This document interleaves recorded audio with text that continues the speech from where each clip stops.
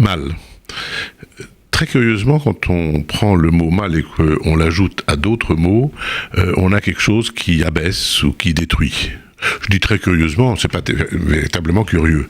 Par exemple, malotru, par exemple, malfaisant, par exemple, mal appris, par exemple, malheureux, par exemple, malencontreux, par exemple, mal à l'aise, force du mal, etc.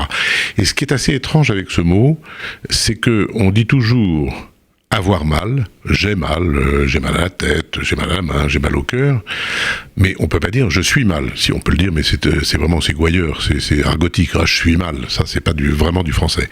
En revanche, on dit je suis bien, comme si le mal était une sorte de possession, de propriété, de possession extérieure. D'ailleurs, on peut être possédé par le démon, on peut être possédé par le mal, alors que le bien est une propriété intrinsèque, quelque chose qui nous est propre. Si je dis « je suis bien », ça veut dire que quelque chose en moi est parfaitement en équilibre, en état.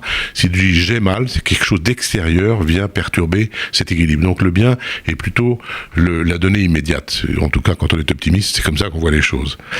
Cela dit, lorsque on prend la Genèse, la Bible, au tout début de la Genèse, on parle de la connaissance du bien et du mal. C'est ce qui est dit dans les traductions courantes. En réalité, le texte biblique en hébreu dit la connaissance bien-mal, c'est-à-dire du fait qu'il existe une différence entre le bien et le mal, mais on ne sait pas très bien laquelle. On sait par exemple on dit, enfin dans la vie de tous les jours, on dit c'est un mal pour un bien. On dit encore oui, c'est pénible ce que vous avez traversé, mais c'est un mal nécessaire.